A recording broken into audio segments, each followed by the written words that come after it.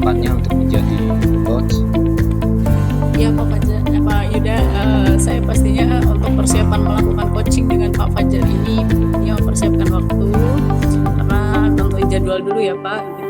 Sama menyiapkan pertanyaan-pertanyaan, mudah-mudahan pertanyaan yang berbobot gitu ya, untuk bisa membantu Pak Fajar dalam menemukan solusi dari permasalahan.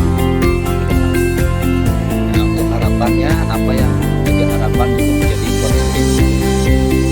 Ya, harapan ketika saya menjadi coach dan dari kegiatan coaching hari ini pastinya membantu Pak Fajar untuk menemukan solusi dari permasalahannya, dan pasti sebagai bentuk pelatihan bagi saya untuk berlatih menjadi seorang coach, Pak. Siap, terima kasih Bu. Coba sekarang langsung ke coachnya. Oke, siap. Silakan. Saya akan melakukan coaching dengan Pak Fajar. Baik, selamat siang Pak Fajar. Siang Bu, Iya, gimana kabarnya Pak? sehat Bu. Iya, alhamdulillah.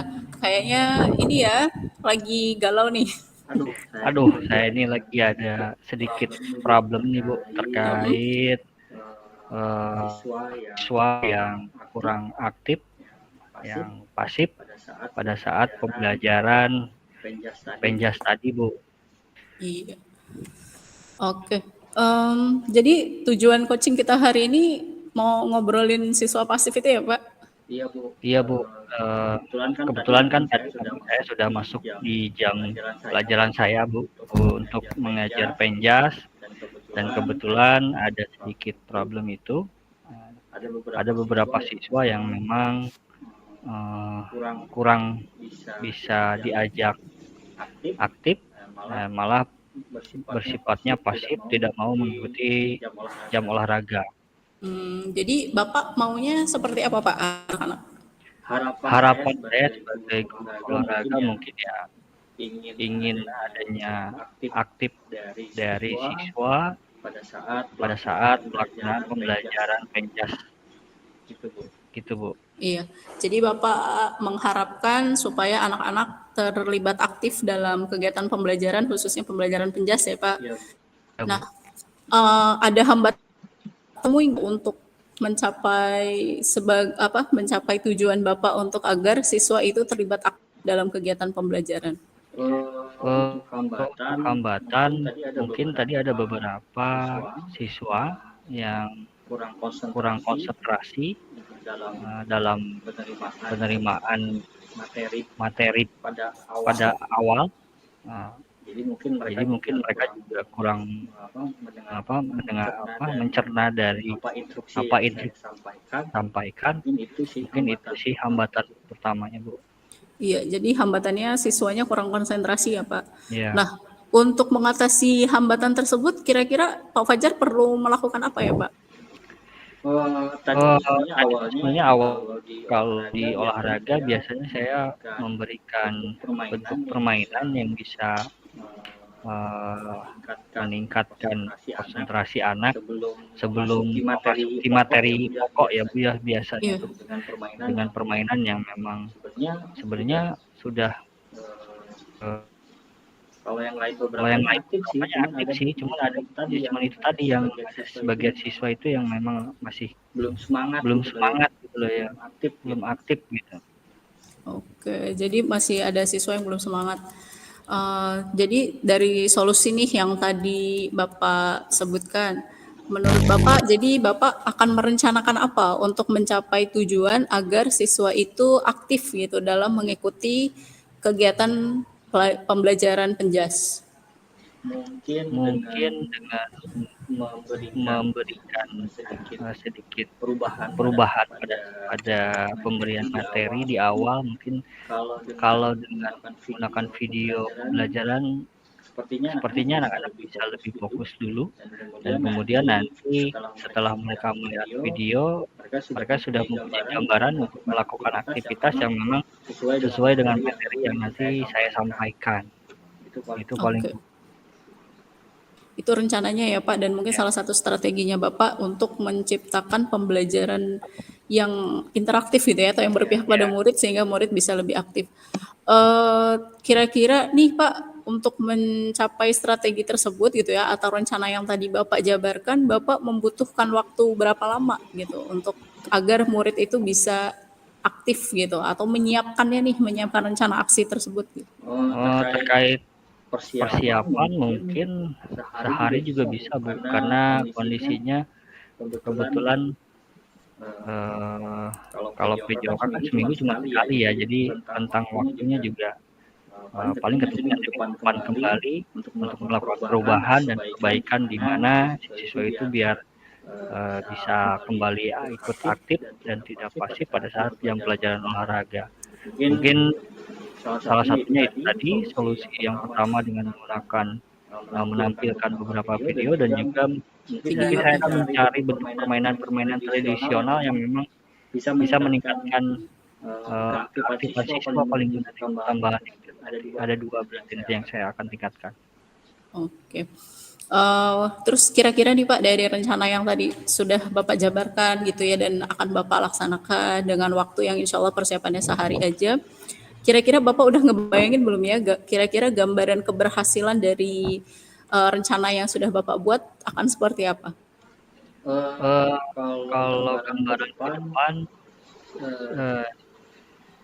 saya positif thinking aja sih Bu, dengan perubahan yang nanti saya akan perbaiki di beberapa item yang memang yang tadinya kurang meningkatkan keaktifan siswa, mungkin dengan tadi yang saya sampaikan insya Allah bisa lebih meningkat lagi aktifan siswanya Bu.